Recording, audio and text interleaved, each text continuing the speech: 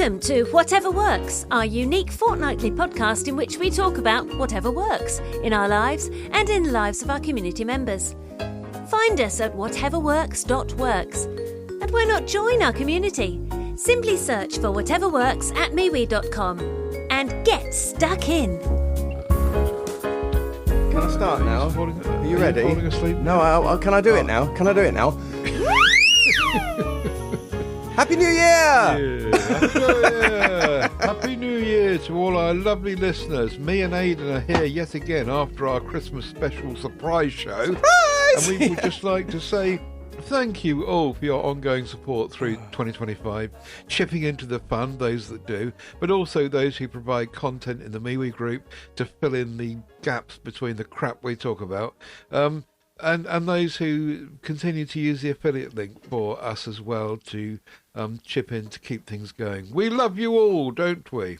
We do. Sorry about that heavy start there. I'm not feeling so good today. I thought if I start with a bang, it might keep me going for the duration. Yes, thanks everybody for everything that you do and for being there as we start another year, 2026. And let's hope that we'll all still be here at the beginning of 2027. Indeed we do. What's wrong with you then? Are you feeling lily-livered? Well, it's man flu is in two simple words. I mean, I had a very good Christmas season. I enjoyed my Santa work this year more than usual. I had a lovely season. All went splendidly, darling. And then maybe my body just said, right, I've had enough now. Just about New Year's Day, I think it was. I started with one of those wretched flus. I'd rather the flu where you get really sick, you go to bed, you feel like crap, and 24 hours later you start to get better. This is the one that just niggles at you and it says, well, you're not going to be that ill, but you're going to be ill enough that you feel like crap. And it's just been going on and on and on. And I think flu has a journey. My mother certainly talks about this. That's called a cold, eh? Well, cold, flu, what? Well, there's a question for you. There's a discussion. What's the difference between a cold and flu? A, it's the cold flu symptoms, but you know, it starts in your head and you've got a pounding headache, and then the next day you've got a stuffy nose, and the day after that your nose is running for England, and then the day after that it's a sore throat. I'm actually on the sort of sore throat and feeling groggy day today. So for the first time ever, dear listeners, I am clasping not a cup of tea, but a mug of Lemsip. It's the same vessel, but it's a cup when it's got tea in it. It isn't a mug when it's got Lemsip in it.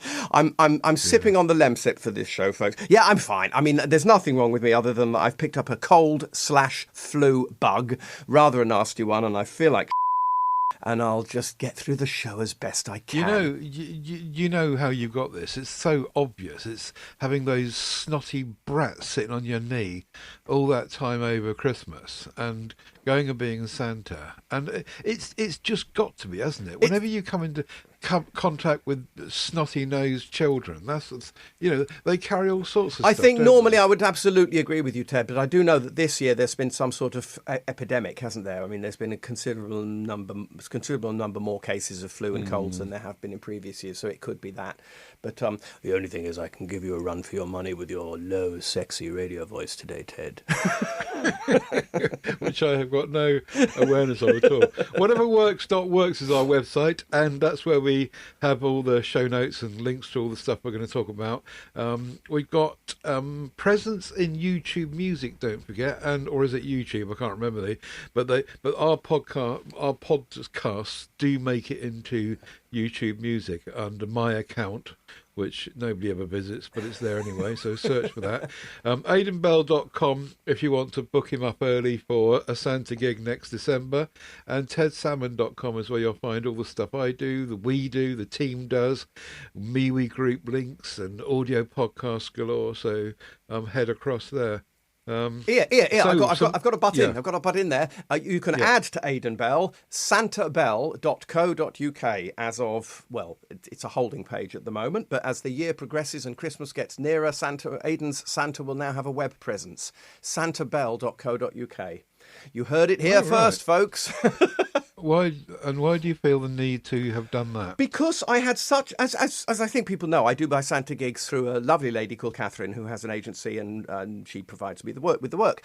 And I really enjoyed it. Do you know what it was? It was an epiphany moment this year. I really enjoyed the season, and I suddenly thought to myself, do you know, I'm in one of the very, very few professions in the world where getting older is a benefit, not a hindrance.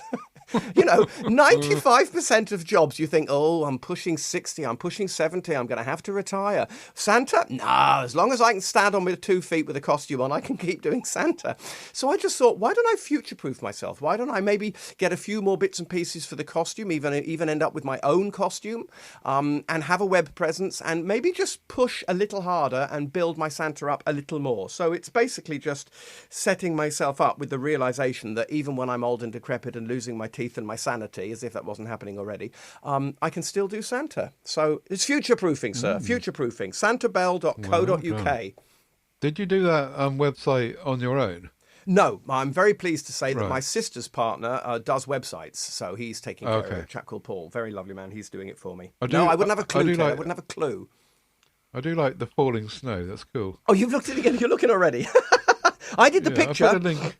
The graphic was me. I had a long session. I love AI. I mean, you know, I've mentioned AI many times on this show and will again.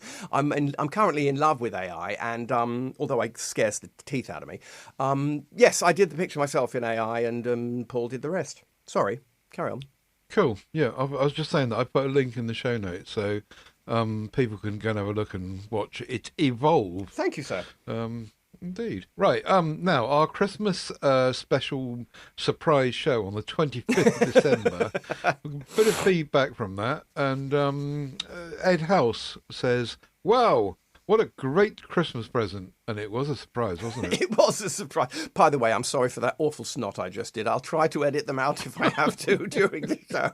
Joe Hickley was sweet. He said, loved the surprise show, loads of fun. I 100% agree with how annoying it is when people don't decide what they want and don't get apps or payment ready when waiting in a queue, Aidan. It's not hard. Thank you, Joe. I agree.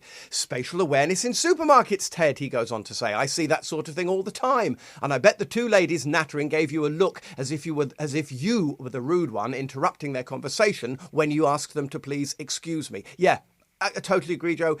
You know, everyone is equal rights. We can all go as we wish, as we please, but let's just think about each other as we do it. Yeah, I'm guessing that those ladies, I mean that they didn't give me a look, and I'm guessing that they were just completely oblivious to my presence, which makes it kind of worse, I suppose. But anyway, there you go. Elizabeth Everly, our friend from America, says, "Gentlemen," you could do an American accent here. "Gentlemen, as a resident of America's Midwest, I'm very sorry to tell you. I'm very sorry to tell you that the truck nuts are a very real thing in our country and have been for years." Oh, Is that a crappy American accent? Oh, it was American, was it? Sorry, I thought it was Swedish. Well, I don't know. I really don't know. Oh, goodness. What can I say? I'm glad I'm in the UK. Yeah, it's a bit sad, isn't it? Truck nuts, for goodness sake. Thanks, Elizabeth. Nice to know that you're still listening. So, yes. What else has been going on? Well, I made a note in the show notes to give you an update on our new M&S store, which you may remember I mentioned a couple of shows ago. There's not really much update to give because at the moment it's still exactly as 'twas before, with huge, great big sidings up saying, you know, M&S store coming soon and making it all look exciting. But apparently it's costing in the tens of millions. It's apparently quite a big build going on in there. It's a big venue that used to have, I believe it was Next used to be in there. But anyway, we're going to have a new M&S store round the corner, opposite Tesco. It'll be Christmas twice over for me when it opens, but there's no sign of it opening yet. Watch this space. Perhaps it'll open next Christmas. Yeah, probably, yes. Nothing much going on here as usual. Dad and I had the turkey lunch that I spoke about on our Christmas special in the morning.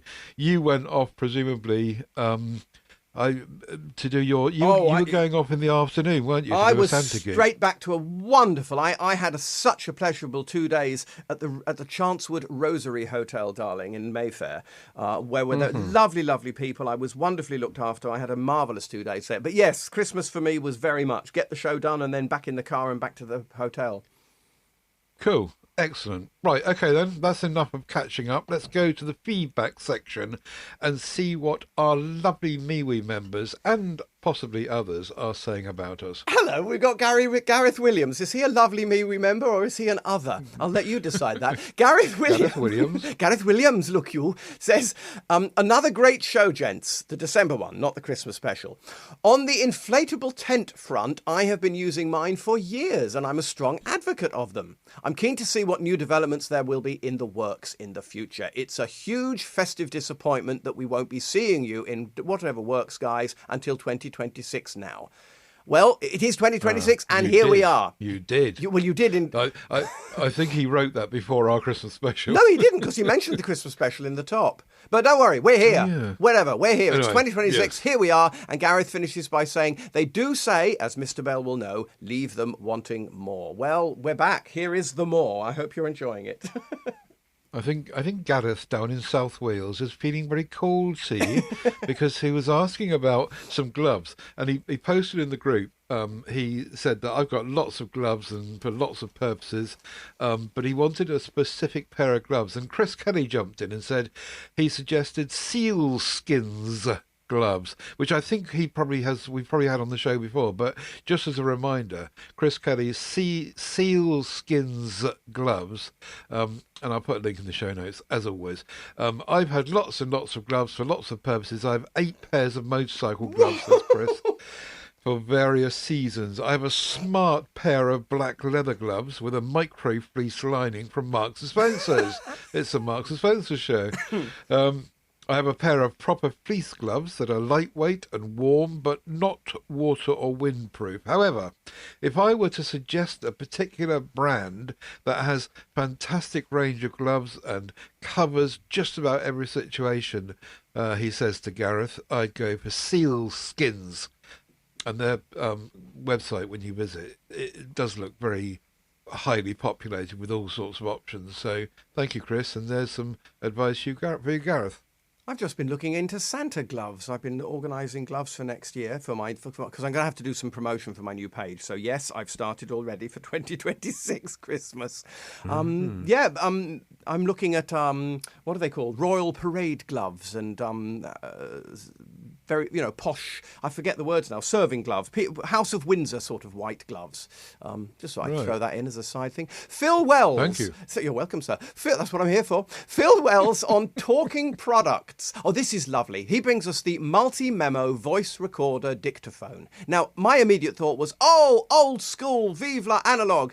And I jumped on expecting to see one of those old-fashioned dictaphones that takes a cassette. That'll put me in my place. No. This is a very interesting, round, colourful-looking thing, entirely digital, £19.99.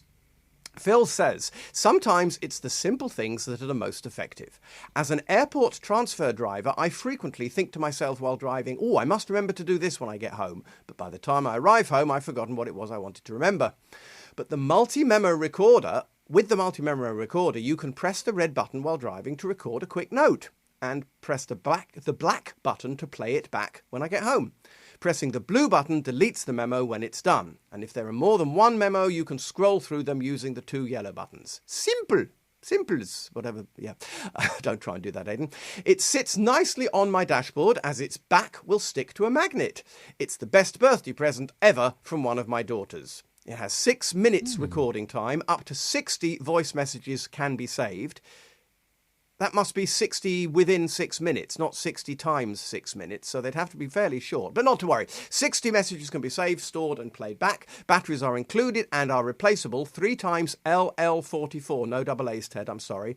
6-pack, £2.50 if you're interested. And should last months into years, says Phil. 80mm diameter, 14mm fat. This looks fun. This looks like a fun sort of gadget I would like. Because these days now, I frequently during the night, or indeed when I'm driving, I speak to Google. I just give the Google keyword and speak to my loudspeaker and speak out loud whatever it is that I want, and it goes into Google Notes for me. But for those who don't have smart speakers, this is a great alternative. Thank you, Phil. What do you think? Yeah, it looks good. I don't think it's big enough to get AAs in, or even AAAs, No, to be no, honest. no, I think it's very small. So button batteries are the way to go. But yeah, it looks like it's a, put on, sort out, take off kind of device, not something that you're going to want to keep forever. Just a very simple reminding tool. And why not? Yeah, it looks really good. 20 quid. And as he says, if you're a driver of any description for a living, you can just stick it on the dashboard. Yeah, I'm with you on that, Phil. Well done. Good shout indeed. Indeed. Now, I've nicked one from Gareth Miles, my co-host on Tech Addicts, because he brought this to a Tech Addict show a while ago as a bargain basement item. And it's a couple of night lights that you plug into the wall. So not ones that you put batteries in and you stick onto things, but actually plug into a 3-pin socket on the wall. They're dawn to dusk sensors, and they're rotatable, which is the interesting bit, is that you can turn them round. They work really nicely. They are quite plasticky, but apart from that, I've got no complaints. And they're currently lighting up my hallway. Now, you can switch it from always on if you want to always off, or to the auto setting, which detects movement. And I have found, I've got a couple of these now down my corridor, and I have found that they work brilliantly well. They detect just as they should do when I'm walking along. It lights up nicely, and there's no batteries to be pissing about with, because it's you've got the power from the 3-pin plug. Of course, it won't work if the power is cut, but that's another story. So rotatable, you can turn them up through 90 degrees either way. So the light that shines one out the top and one out the bottom can be going up and down or left and right. In my corridor, I've got them going left and right, obviously, because it's much more useful. And the good thing about them is that they are 17 quid. Well, at the time I last checked, they were 17 quid for two of them. And so, I think they're really, really good. They are quite, as I say, they're quite plasticky and cheap, kind of Chinesey feeling. But, I mean, you don't often touch them. And they work really nicely. So good shout out to Gareth Miles for finding that. And to tell him that I've nicked his affiliate link because he's got more money than me. So anyone buying these, it will help me, not him. I like these. We have quite a few, but they are the battery sort. The AA's, though, I must confess, which I use for my mother, especially if we're away anywhere. I can just put them around a hotel room or wherever she's staying so that they can come on for her at night. But if you've got a situation where you have convenient plugs in the right places, these are obviously very much better. And as you say, you can plug it in and forget all about it. Very nice, Ted. Indeed. Good shout. Very, and good price as well. Not quite cheap as chips. Well, unless you divide it in two. My guilty pleasure, as I've mentioned on this show before, is chocolate-covered coffee beans, dark chocolate-covered coffee beans. Oh, yeah. But with my concerns about health, etc., I've been trying very, very hard to find decaffeinated dark chocolate-covered coffee beans. And I put my hand up and say they're not available in the UK at all. I found a couple of places in America, but it would just be ridiculous by the time you've paid all the delivery and everything. You just cannot buy decaffeinated chocolate-covered coffee beans in the UK. It is a great sadness. But in my search for these, I discovered, a website called Climpson and Sons, and they make decaffeinated products. They make a very interesting-looking decaffeinated coffee liqueur, and one of the things that they make is called Midnight Oil Decaf Coffee Concentrate. Now, we've talked about the coffee concentrates on the show before because I discovered them a few months back in Tesco and got very excited, and we've chatted about them, and I think you tried one, didn't you, Ted? Am I right in thinking that you tried one of the decaf, the cold coffee? Yeah, but it wasn't decaf. I didn't get the decaf one. I got the ordinary one. That's the right. Nescafe Sorry, one. that's what I'm Yeah. sorry. That I'm getting a bit muddled here. Yeah, that's right. Okay. We both tried those. Well, this one is a decaf. So for me, that's a big plus for me because it means I'm not taking in the caffeine that I don't want to take in. And it's lovely. I bought a litre of it a way back. It's a little bit pricey. It's 16 quid, but you get a litre. And a litre, you make it, you sort of mix it as if you were making an orange squash, that sort of concentration. So you just put a little bit in the bottom of a glass and top the rest up with milk. And it is divine. It is so gorgeous, and it's becoming a new guilty pleasure of mine. And I thought I'd give a shout out. Climson and Sons have quite a few coffee products, both caffeine with caffeine. Sorry, I've got a cold. Both with coffee and without. Well worth taking a look if you're a coffee fan. Chris Kelly. Yeah. Great stuff, and I've took delivery of my second Midnight Oil Decaf Coffee Concentrate 1 litre recently, and am enjoying it very much indeed. I suppose if you have a litre of it, it's even though it's 16 quid, it's going to last quite a long time. I mean, obviously depending on how quickly you drink it, but you're not going to take much of a hit out of it for making one cup, are you? No, that's right. I mean, imagine you've bought yourself a litre bottle of orange squash. How long it would take you to drink your way through that, just making glasses of squash. So yeah, my initial thought was, oh, this is too expensive. I'm not having this. Then when I realised it was a full litre, I thought I'd give it. I mean, of course, on the side of the bottle, they recommend mixing something like 3-to-1 ratio. 3 water to 1 coffee, right. Which is absolutely totally unnecessary. If you mix it like squash, you'll be fine. Yeah. Okay, good one. Nice one. Climson and Sons.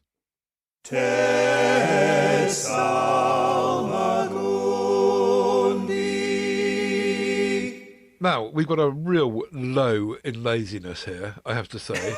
On my Salmagundi site, I found these things called peel plates. I don't know if you've ever heard of these, but I hadn't. And they're called peel plates. And as I say, it's the height of laziness.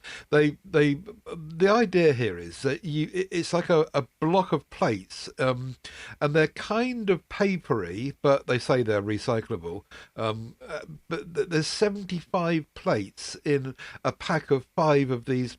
I'm not explaining this very well, but the point about it is that you use the whole thing as a plate, and then when you've finished your meal, you peel off the top layer and then chuck that top layer away, or ideally go for recycling, and then your lump of papery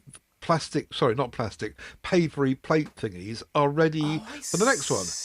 And so it's like disposable plates, but they're not disposable as in traditionally partyware disposable. They're all kind of peel off, stuck together. You sort of have to imagine I mean? you've taken 50 paper plates and put them in the compressor and smashed them all down together to make one huge thick one, and then you just peel each one off as you use it.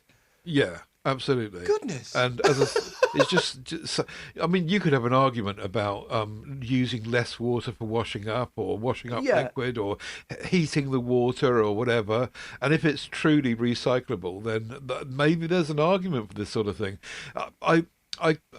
On Amazon, they are ridiculously priced at £8 plus £5 post and package. But if you get some from AliExpress or something, which is a good use of AliExpress, I think they're much cheaper. And yeah, so it looks like there's 15, in fact, on each of these packs, and then in the pack you get 5, so you get 75 plates in the whole pack. You lazy bugger. Well, you could. I'm just wondering if it is total laziness, and whether, as I said, there's an argument for not being eco-friendly, not heating water to wash up and all that. It's an argument that I would go on board with. Yes, but they're brine. One would hardly use them with one's white Windsor gloves, would one? I mean, they're also square, which is a bit odd. Square meal. Hey, I learned that. I was watching telly the other night and I learned something I never knew. Do you know that's why it's called a square meal? Because it was to do with sailors eating on ships. And the meals provided to the sailors in ships in days of yore were on square plates. So you had your 3, 4, 2, 1 square meal per day. There you go. Excellent. You live and learn. You and heard it also, here first. my last note on this is that they're also the trough-like, so it's not a flat plate. It's actually got an indentation in the middle of it, so the sides will stop whatever you're eating going out from the edges. I mean, it would be like trying to eat off a sheet of paper otherwise. Yeah. It's not like, I mean, when I was last eating in pubs, for example, I remember the trend was to be eating off bits of slate. And baskets and old flower pots, and it's absolutely bonkers. Yeah. Anyway, there you go. Peel plates, they're called. I wonder who bought it. Now, in the same vein as your, a similar vein to your coffee stuff that you just spoke about, somebody has been buying on my affiliate link, for which I thank you, something I'd never heard of, Tesserie green mint syrup. So apparently it's like squash, or as you might say in a posh house, cordial. And like your coffee, you mix 1 part syrup with, well, they're saying here, 12 parts water or sparkling water or lemonade or whatever you want, really. And they've got different flavours. So there's, what flavours are there? I did write that down. Oh, strawberry, apple, lemon, peach, blackberry, cherry, pink, grapefruit, and more. They're $12.99 a punt. And they, unlike your 1 litre bottle, they're certainly not 1 litre, but I mean, it's basically an interesting flavoured squash by the looks of it. And with all those different interesting flavours, it might be just the ticket. And I thought it would be quite nice. And if I had some, you see, it's £12.99 for a bottle, and quite a small bottle, not a litre. But if I had some sort of feedback from someone to saying, wow, this is brilliant. All the people on Amazon that are reviewing it, they all seem to think it's great. But I'm a bit reluctant to spend 13 quid on something just as a kind of test to see. So if this is you, dear mystery buyer, do let us know if it was any good. And thank you to you and everyone else for using my affiliate link. It's at tinyurl.com/Amazon TED UK. Thank you. Do you fancy this? Green mint syrup? I think I better stop using your affiliate link, Ted. Oh, it's you, is it? Well, this is not a litre. When I was very young, when we went as a family to France, our holiday of choice was going to the south of France as a family. We used to drive down. And as children, we discovered crème de menthe. Now, there is a French alcoholic drink, a mint drink called crème de menthe, which is famously described as tasting like drinking Listerine. And that's quite true, it is. And there was a non-alcoholic version available, which we kids became addicted to, and we loved it as kids. About a year ago, I found it in a supermarket, in fact, in France. I got terribly excited. I bought one. I took it home. It was lovely. Once in a blue moon, I will mix it with a can of diet lemonade or diet cream soda. And so you get a fizzy, bubbly, sparkly, mint-flavoured cordial, as you say. And it's lovely. And it's a taste memory from me of childhood. And it's bloody nice. When that one ran out, I looked on our favourite store, and sure enough, I found it made by a company called Tesserie, or however one pronounces it, called green mint syrup, as you said. And I bought one, and it's sitting in the larder, and it gets used once every couple of months. I think I'll have a crème de menthe today. And yeah, so I can vouch for it. I cannot vouch for the strawberry, apple, lemon, peach, blackberry, cherry, pink, grapefruit, or any others, but I can vouch for the mint. It's absolutely scrumptious. So what do you do with it in your case? Again, it's almost exactly like the coffee we just talked about. Pour it in the bottom of a glass. I mean, I add sparkling. I add lemonade or cream soda. As kids, it was always cream soda. The drink was crème de menthe mixed up tiny, like an orange squash, in the bottom of a glass, and top it up with cream soda. Now, you could, I suppose, use ordinary water. It might be a bit dull and flat and boring. I would use sparkling water at least, or lemonade, or milk. Sounds very odd. As you say, they do recommend milk, and that again, it would be a very odd taste, but maybe nice if one got used to it. But yes, it was me, and I can vouch for it. And you should spend 13 quid if you just want to put it in the cupboard and just use it once in a blue moon, as I say.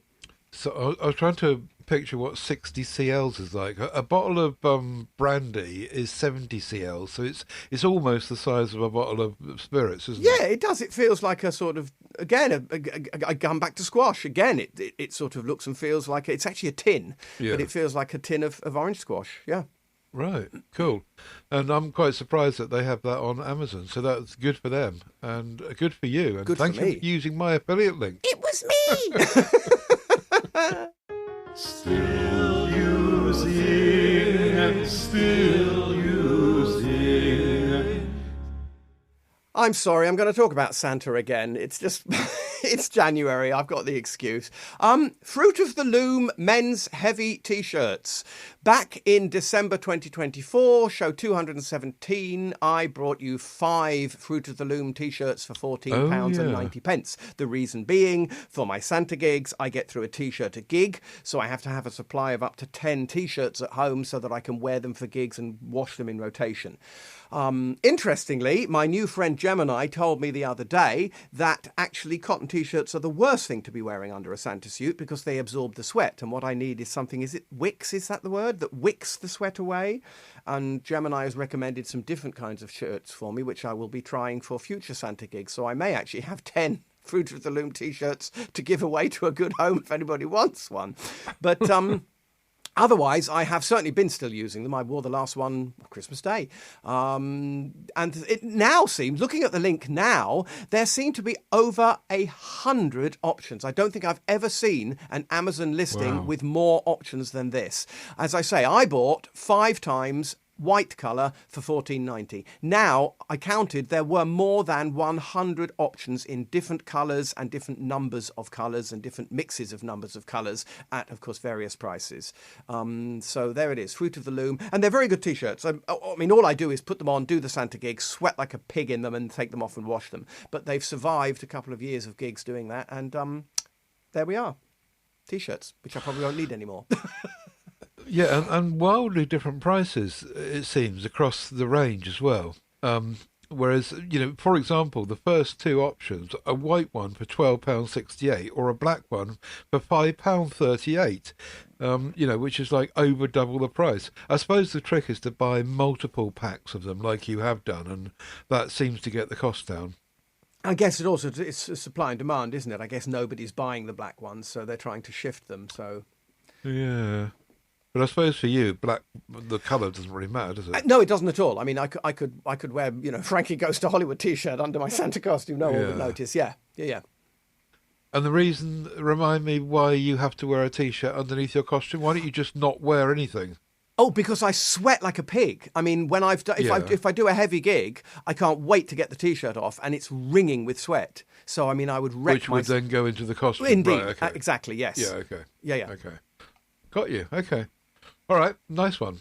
Good shout indeed. My still using is the pulse oximeter, which I brought to Whatever Works 171 in September 22, and I have to report that it still works really well. Since Mum was sick in the middle of 2024.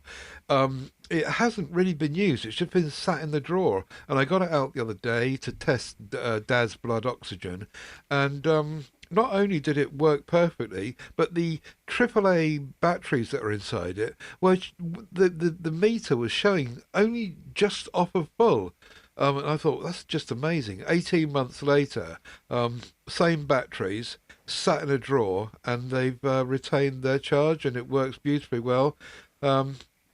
This particular one is showing as not available on Amazon any longer. But to be honest, there's loads of them on Amazon. They're about a tenner, and I probably doesn't matter too much which brand you pick up. But the little thing that you stick over the end of your finger, which if you go into hospital, they have all wired up to whatever. But this is a standalone one with batteries in, and it tells you your pulse, and it tells you your heartbeat and your blood oxygen.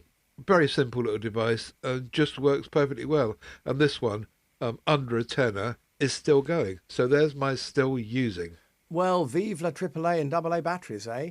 Yeah, I think Yeah. we all I think we all bought one of these during COVID, didn't we? I'm surprised Yeah. you brought it on the show at 22. Wasn't the COVID year 2020? I'm surprised we didn't already discuss it then, but maybe you bought a second one by 22. I've got it. Do you know? I've got a feeling that I bought one which was crap, and I can't remember what it was now. And this was a second shot, and so we covered it later on, or something like that. Yes, yeah. But yes, good shot, and always good to have one in the house. You never know when you might need it.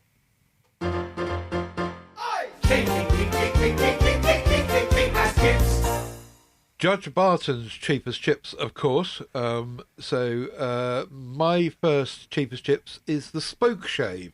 Now, apparently, a spoke shave is something to do with wagon wheels and not the chocolate ones.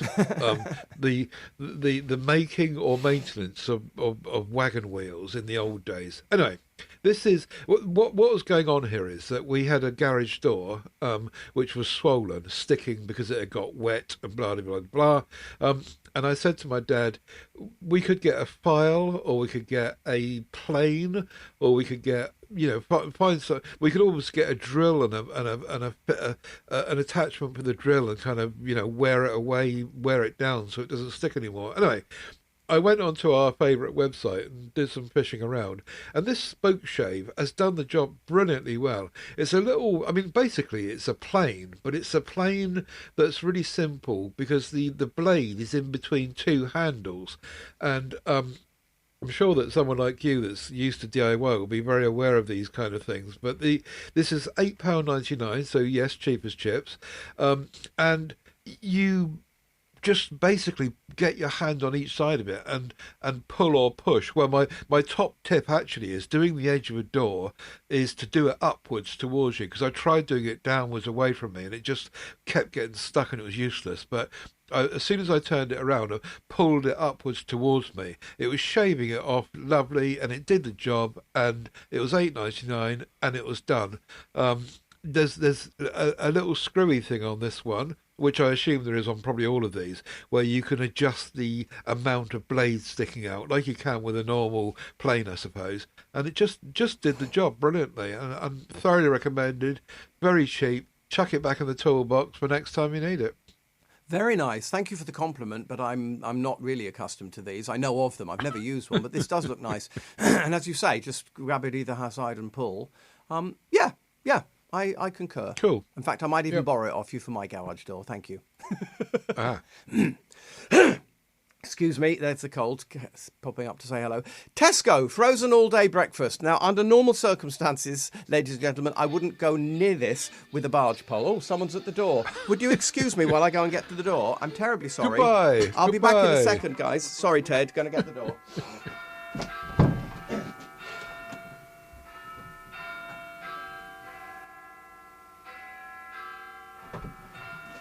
Oh. And you know what's so annoying is when you get there, there's no person, there's just an Amazon parcel on the door, and you think, why did they bother ringing? Yeah. I'm back. Mind you, if they didn't ring, then you'd probably whinge about that too. Exactly, yeah. Anyway, where was I? Oh, yes.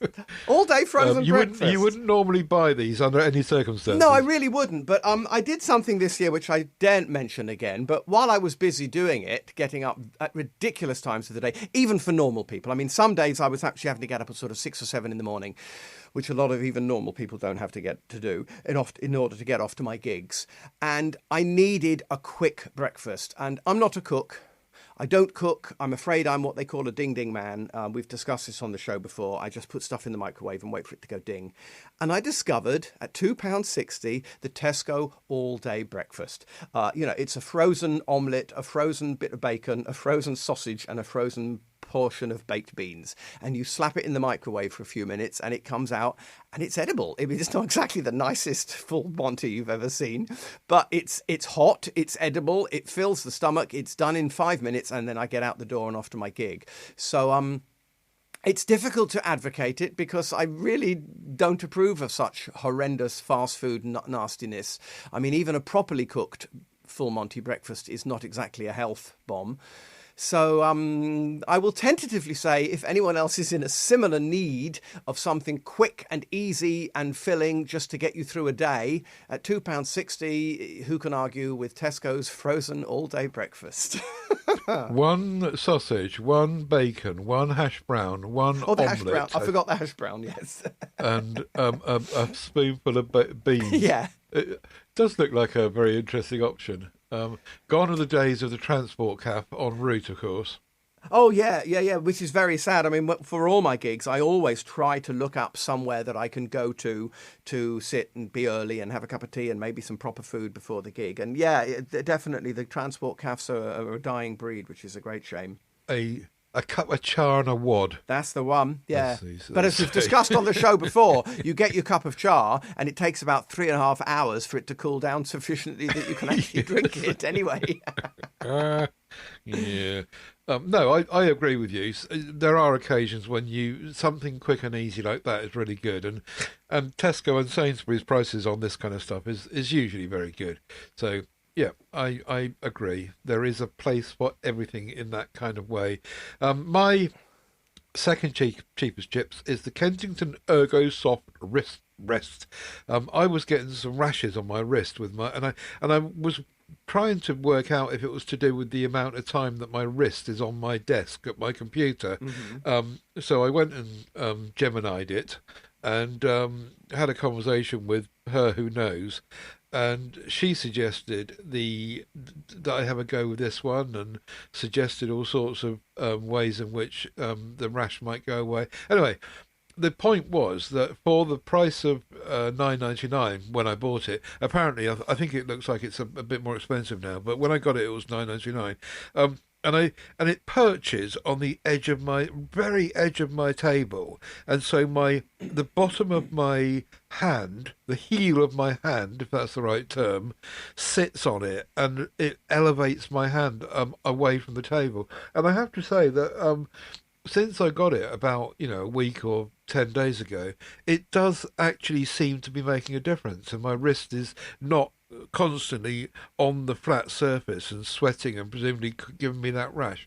So anyway, early days, but I think that might have done the trick. And it, as I say, it was cheap as chips. What is it now? $15.95. 12.28. $12.28. Yeah, the grey one is $15.95, and I have to say, it looks like a glasses case. If you hadn't told me what it was, I would have thought it was a glasses case. But there you go. Oh, do you know what? Since I got my rotator cuff issue 2 or 3 years ago, and rearranged how I sit at my desk and where everything is positioned and where my wrist is and how I sit, I've really appreciated that these things can make a tremendous difference to your bones and your muscles and your skin and your body. And so, yeah, I'm well in favour of what you've done there, Ted. Well done. And this is spongy as well. When I put my fingers on it, it goes down and bounces back out again. So it's like a sponge almost. Yes. A firm sponge. And also you can get it in different sizes because apparently, and the different sizes mean the height of it because it depends on the height of your mouse as to which how high you want the pad. It's all a bit technical, but anyway, so far so good, and I think it's working quite well for me. Excellent. I want one, I want one, I want one. I want one of those. I want an Astronomia Solar Constellation and Planets Watch by Jacob & Co. I can't believe how much Jacob & Co. watches cost. This one looks very, very interesting and very, very nice, but it's £250,000. What? Which is absolutely a watch for £339,000. No. But it's okay because there's free delivery. Oh, it's got real jewels in it, hasn't it? I see. Yeah, oh. It's really nice, and they've made it look like the planets of the universe, and they presumably they turn around as time passes, so that they are swizzling around the clocks and the time phase. It looks absolutely lovely. But it's all very silly price. It's a sort of a sort of thing that a stinking rich family would give to Dad because he's got everything else and they can't possibly think what to get him. Market Cross Jewellers, this is being sold at, incidentally, the link goes through to, which I've never heard of. Apparently all their shops are up in kind of Geordie land, up in the northeast. Right. Some of our listeners might know about them, but I've never heard of them. Market Cross Jewellers, spankingly nice. Feel free to buy me one. Anyone that is listening to this show. Goodness, it's a lovely, lovely watch. I mean, I could wear one as Santa. I mean, it's got that lovely sort of, the elves made this in the North Pole kind of look about it, hasn't it? Yeah. It is gorgeous, but as you say, Ted, I mean, also the website here actually just says price on application. So they don't even tell you the price on the website. No, I had to fish around to find the price, that's right. Yeah, and it's the old adage, if you have to ask the price, you can't afford it. Yeah. Whatever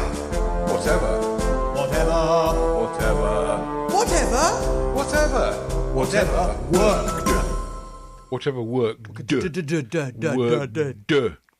Well, with my cold today. We've got up to show 87, Rosé for Jose, it was called, in July 2019. And the thing that I wanted to highlight was the Fackelman apple slicer. Very simple little device, which was brought to the show by Judy Lopez. And we had one after the show. We bought one of these, and it's still kicking about somewhere. The trouble is that my mum was the only one that liked apples, so me and my dad don't eat apples anymore. But the simple device, it's shaped like an apple, which is a bit of fun, and it's got these kind of cross things going on in the middle, a circle in the middle of it for the core, and basically what you do is you press the thing down on top of an apple, and you apply pressure, and it cuts it into 1, 2, 3, 4, 5, 8 slices, and takes the core out, and it works really well. It's currently £5.96 on Amazon, still for sale, still available, and you can get 2 sizes if you've got giant apples or little apples. So that was my pick of stuff that whatever worked. Very nice. I think I'd like to have one of those. It might encourage me to eat apples, which I don't do nearly enough. I noticed and spotted and was very pleased to see the 800 lumens head torch. I remember this is something that Steve Litchfield brought to the show. Looking at it on Amazon now, it doesn't have the price against it, but I remember fairly strongly that it was around £6. It was a stupidly low price, and Steve was waxing lyrical about it, and I took a punt and bought one, and absolutely concurred, and it was an incredible head torch. It had, because it was an amazingly bright beam. It had an elastic fixture around the side, but also over the top of the head, so it sat very comfortably and firmly on the head, and was this fantastic thing. It took 3 AAA batteries, so you'd love it, and I think I've still got it somewhere. I remember that after a year or two, I replaced it with a posh one that I found on the show and discussed on the show quite a bit. And that's the one that I now have to hand if I want one. But I think this one is still in a box somewhere in the house because it really was an extraordinary purchase at £6. So I remember that very vividly. Head torch. Yeah, very good. But anyone that needs to go outside in the dark, in the snow, it's still very dark up here. I know it's going to be darker here than it is where you live, but I did notice last night that I was expecting the days to start to get shorter, but they don't appear to be very much. Oh, it's ridiculous putting the lights on at 3:30 in the afternoon. It's just bonkers. It really is. Yeah. The other thing I was going to highlight in whatever work was somebody, I can't remember who it was, somebody brought to the show the Intex Octagonal Pure Hot Spa, which is basically a garden pool, but it's got some electrics in it to make it hot and to bubble and stuff, and it looks really good fun. I'd completely forgotten about it. Hopefully whoever had that is still using it in the winter, but Christmas Day plunging with lovely hot spa around you, or indeed in the summer when you can put cold water in it and get away from the poxy sun. Let's not go there. But lots of interesting options and sort of thing you see on a film, I think. In fact, I was watching a film last night when they had the very thing, It's a what's it called? A Pure Spa Plus. And there's no price because it's not available, but you can expect to pay hundreds of pounds. Oh, here's another one here for 1,900 quid. Well, if I was going to spend over £1,000 on a spa, I'd try and get a proper one with hard sides to it, to be honest. Yeah. This is an inflatable one. Yeah.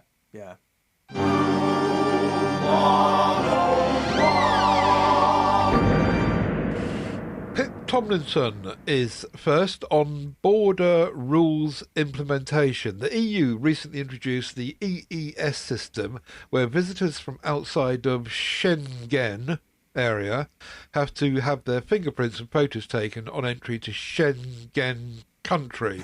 So people who overstay the 90-day rule can be tracked easily. At most airports in Spain, there's a line for EU passport holders and a line for non-EU passport holders like me, says Pip. However, because I'm also a permanent Spanish resident, I'm exempt from using the EES machines. Herein lies the problem. I'm in the middle ground where I get bollocked whatever I do.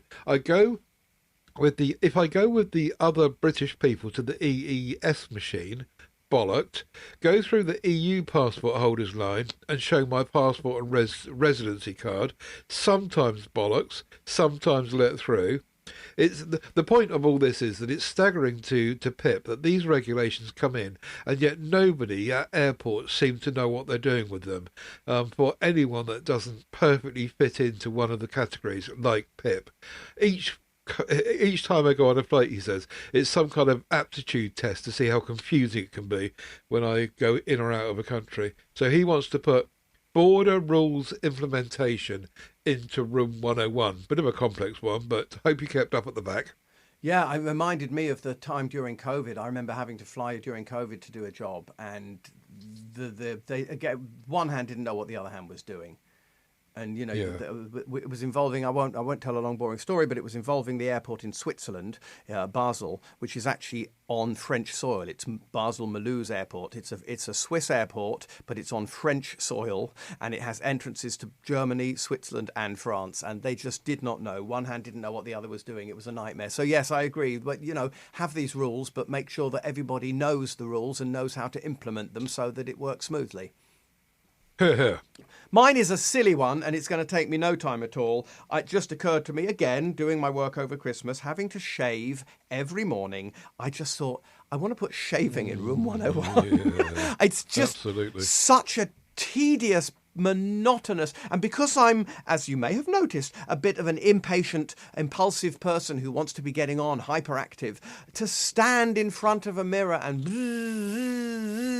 it's just, I remember Gerard Hoffnung, a famous old comedian, said, wouldn't it be useful if you could grow something sensible like broccoli or something that it would at least be useful on your face? Because it's just shaving off this hair every day. It's like, why do I have to grow it in the first place? If there was an elixir that you could spread over your moustache so it never grew, wouldn't that be wonderful? Yeah, shaving goes into room 101 for no other reason than that I'm bored with it. You could change your gender. Now, you see, there's a point. If you changed your gender, I mean, I'm not suggesting that you do totally, but if people do change their gender, they must have some way of stopping those ex-men from having hair growth. So why is that not available? Well, I suppose it's all to do with testosterone levels. And I mean, one could presumably take enough testosterone-reducing drugs to end up not growing so much hair. But I mean, there would probably be a myriad other things that I wouldn't want to happen, such as I'd end up doing the show like this. Anyway, I'm going to raise you. I'm going to take your shaving and raise you teeth cleaning on that. Okay, which is the most boring, tedious job. Actually, I'll concur. Equally, teeth cleaning. Yes. Anyway, there you go.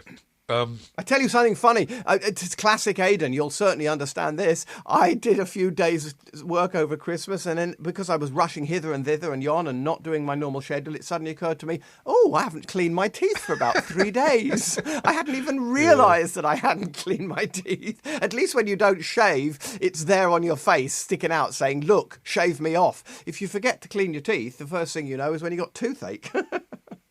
Being the laziest person in the world, I worked out that shaving was it had to go a long time ago. As you know, I always have a full beard. I just cannot be bothered. But if you're an actor, I do get it. You can't always just have a full beard the whole time. No, and also if you're maintaining a hairless face, even if it's just going down the road to the bank or shopping or so, who go to the bank? When did I last go to the bank? But even if you're just going out somewhere, you just don't want to look scruffy, because if you're a shaver who hasn't shaved for a day or two, unless you're lucky enough to have that stubbly George Michael look, then you just look messy and you just think, well, I better shave because I'm going to the doctor or to see this person or that person, and it's going to be very rude if I turn up looking like this. So again, you have to bloody shave. Horrible thing. I agree.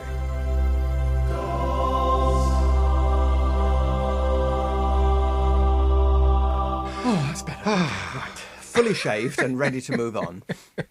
Right. My gold star is going to go to Anker again, I'm afraid, because since I last spoke about Anker on the last show, or the show before, I was just gobsmacked at the level of aftercare, personal service that they offered. Just to remind you, this battery thingy, this power bank that went tits up, they led me through testing it, blah blah blah, concluded it was broken, sent me a new one at no cost, with tracked delivery, blah blah blah. And then I thought that was the end of it, so I praised them on the last show or the show before.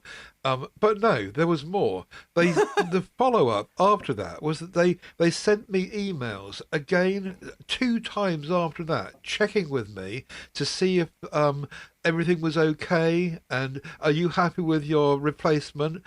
Is it working okay now? Offering me tips about how to charge it and rest it and use it as an basically there was someone, a human being, well, I'm assuming it's a human being, engaging with me at least twice after the event that cost them money, and I was just really impressed. Anker UK, they had done really well with that, and I wanted to just give them a gold star for it. Excellent. Yeah, it is lovely when you find, Anker is a huge company, isn't it? So it's lovely when you find such a huge company that nevertheless has such excellent service. Yeah, good one. Well done, Ted. Indeed. Right, okay, we're done. You can go and take some Nurofen or something. I'm having now. another Lemsip now, yeah. Well done for keeping going for the last hour, and well done to our listeners if you're still here for keeping going for the last hour as well. Yes. Listening to all this claptrap. We'll be back in a month's time, as always now, with our February show, so watch out for that. Whateverworks.works is our website. That's where you'll find links to all the stuff that we've been speaking about today. aidanbell.com is for Aidan, and also santabell.co.uk. And tedsalmon.com is for me, where you'll find links to all our MeWe groups and all our audio podcasts and the whole lot. PodHub UK as well. So, thank you for listening. Last word to you as always, Aidan. Well, the last word is just that I'm looking forward to finding out further details of the Ted Salmon Accents and Dialects Masterclass, which I'm looking forward very much to taking part in. I want more of this, please, in the show. That was most enjoyable. I do apologise, Elizabeth. Right. One last thing to say. As always, don't forget, whatever works.